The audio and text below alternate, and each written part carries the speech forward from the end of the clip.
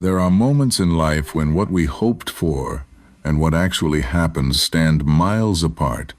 We prayed, we planned, we envisioned a certain outcome, and then reality unfolded in a way we never anticipated.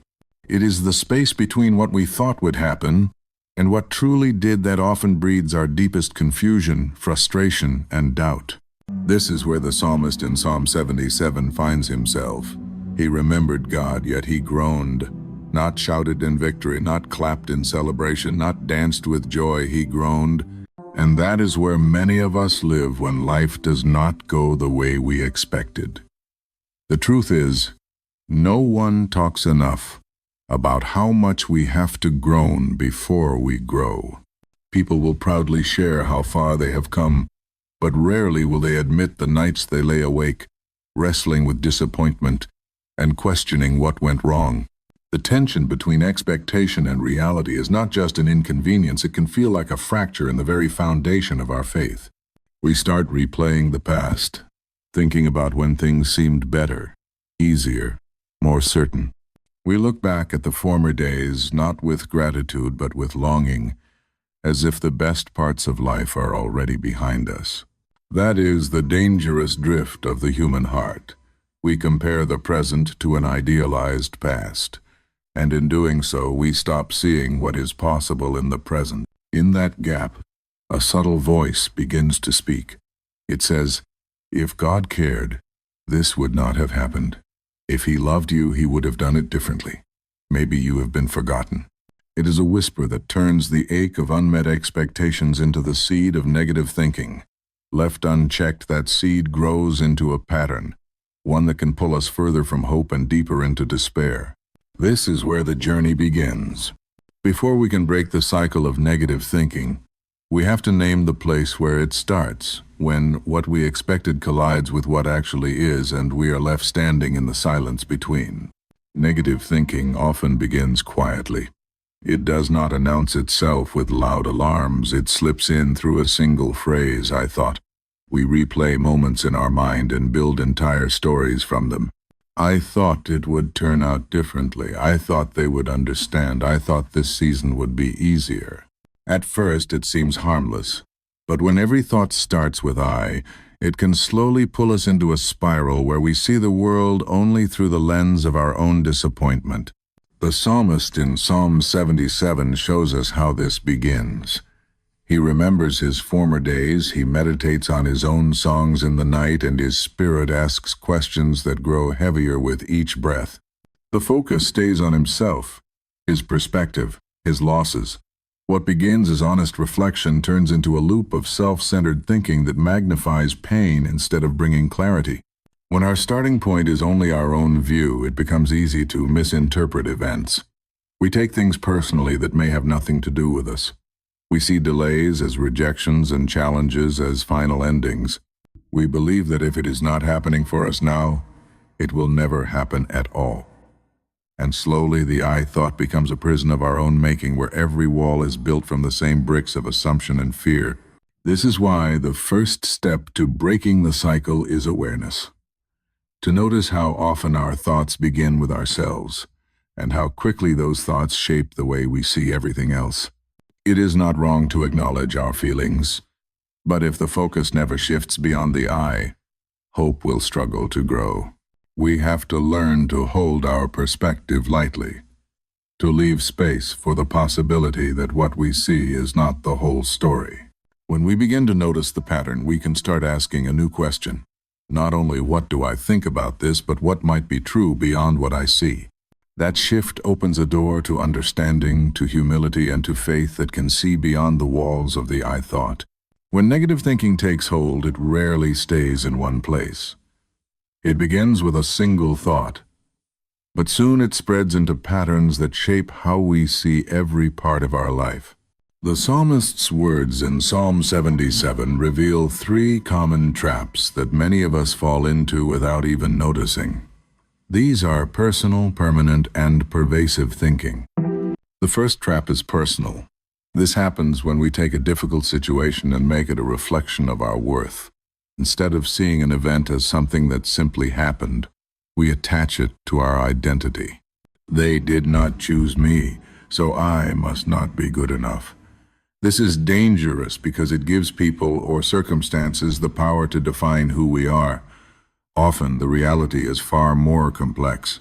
There may be reasons we cannot see, struggles the other person is facing, or factors completely unrelated to us. Yet when we take it personally, we close ourselves off, we withdraw, and we begin to carry a weight that was never meant for us. The second trap is permanent.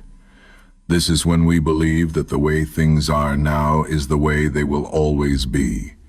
It will never get better. This will always be my life. Hope fades when we speak in absolutes. The truth is that seasons change, but permanent thinking blinds us to that reality. It makes us forget that even the hardest winters eventually give way to spring. The third trap is pervasive. This is when one area of struggle begins to color everything else. A problem at work makes us believe that our whole life is falling apart. A conflict in one relationship makes it hard to appreciate the ones that are healthy. We lose sight of what is still good because one painful thing takes over our vision. These three traps work together to deepen despair. Personal turns pain inward.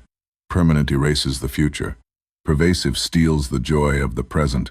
Recognizing them is essential if we want to break the cycle. Once we see them, we can begin to challenge them, reminding ourselves that not everything is about us, that this will not last forever, and that one shadow does not mean the whole sky is dark. Not every season of difficulty is the same.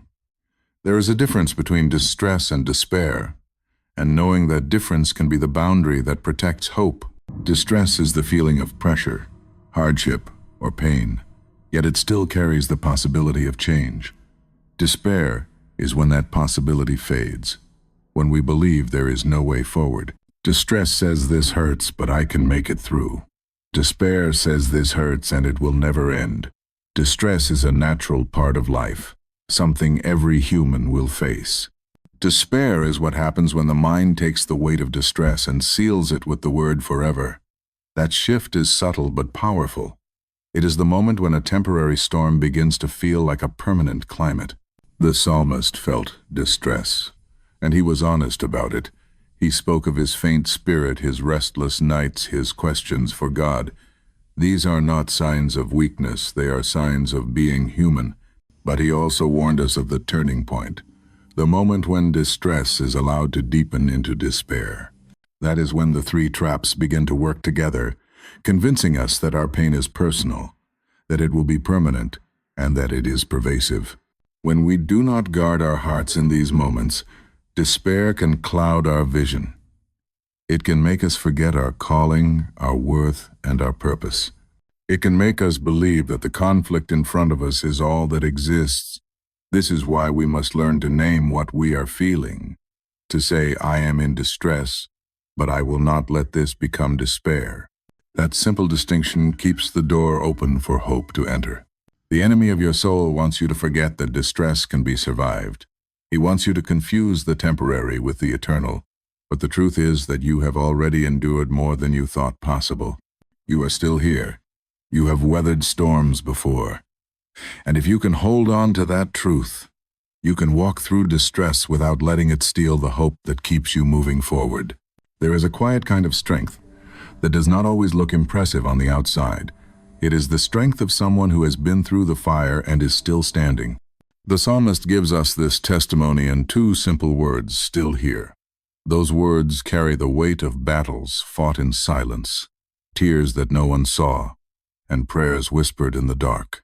Being still here does not mean life has been easy. It means that in spite of everything that could have broken you, you kept moving.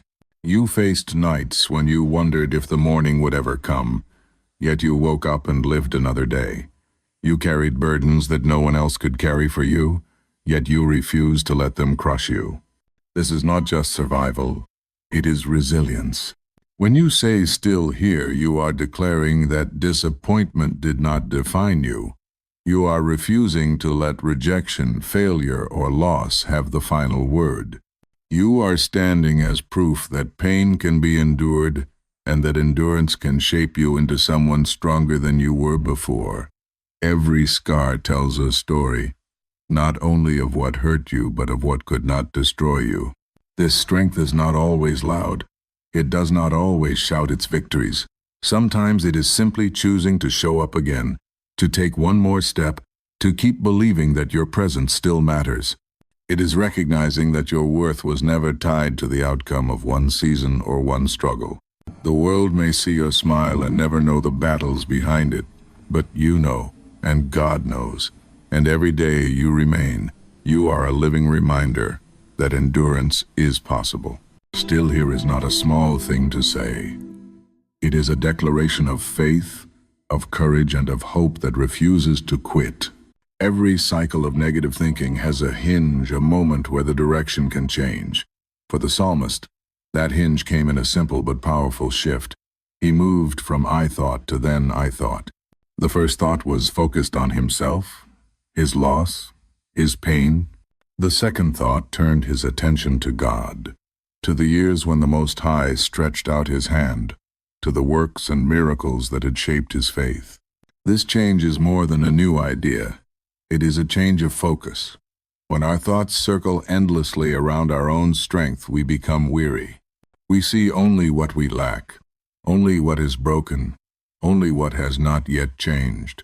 But when we turn our thoughts toward what God has done, our vision expands. We remember that the battle is not ours alone, that we have seen His hand move before, that He has been faithful in the past and can be trusted in the present. Then I thought, is the moment when worship begins to replace worry. It is when the memory of God's power outweighs the memory of our pain. It is when we stop measuring the future by our own ability and start trusting in His. The psalmist went from stretching out his own tired hands in distress to remembering the strength of God's hand stretched out for him. That memory was enough to lift his spirit and renew his hope.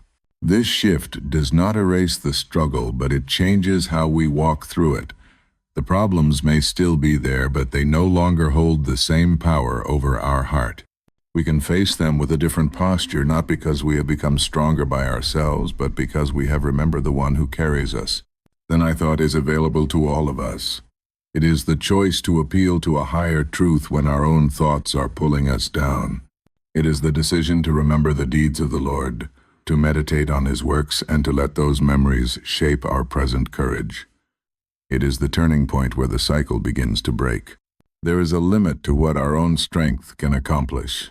We can stretch out our hands, we can give all we have, we can try again and again, but sooner or later we reach the end of what we can do. The psalmist knew this feeling. He had been stretching out his hands in the night, seeking answers, fighting to hold on, and growing weary in the process. The turning point came when he stopped looking only at his own hands and began to remember the hand of God. He recalled the times when God had stretched out His right hand in power, when His intervention changed what seemed impossible, when His presence made the difference no human effort could make. That memory shifted the weight from the psalmist's shoulders to God's, and with it came rest. When we focus only on what we can do, our faith begins to shrink to the size of our own ability. We measure possibilities by our energy, our resources, our plans. But when we focus on what God can do, our faith expands beyond our limits. We remember that His strength is made perfect in weakness, that He sees the path we cannot see, and that He can make a way where there seems to be none. This does not mean we stop acting or give up responsibility. It means we act with the awareness that we are not acting alone. It means we bring our effort, but we trust His power. It means we work, but we also worship. And in that balance we find peace. Focusing on God's hand changes the posture of our heart. It replaces striving with surrender, fear with trust, and exhaustion with renewed hope. It reminds us that we are not the source. We are the vessel. And the one who holds us is faithful to finish what He began. The journey from I thought to then I thought is the path that breaks the cycle of negative thinking. It begins with honesty about where we are, with the courage to name our pain and our doubts. It moves through the traps of personal, permanent, and pervasive thinking, refusing to let them define our reality. It draws a clear line between distress and despair, protecting the hope that keeps us moving. Along the way, we remember the quiet strength of still here, the kind of endurance that testifies without words. We reach the turning point where we shift our focus, choosing to remember the hand of God more than the limits of our own hands. This choice does not erase the struggle, but it changes the story we tell ourselves about it. Breaking the cycle is not a single moment. It is a practice. It is the daily decision to notice when our thoughts are circling around ourselves and to lift our eyes toward the one who is greater. It is the willingness to replace the voice that says never with the voice that says remember. It is the commitment to let gratitude and trust speak louder than fear and doubt. Every time we choose, then, I thought, we take back ground from despair. We reclaim joy that was hidden under the weight of disappointment. We open the door for peace to enter even before the problem is solved. And we begin to see that the best days are not locked in the past, they are still ahead, because the one who holds the future is faithful. This is how the cycle is broken, not by ignoring the pain, but by refusing to let it have the final word. Not by pretending the struggle is small, but by remembering that God is greater still. And when we walk this way, we find ourselves not only thinking differently, but living differently, with a hope that endures and a faith that stands.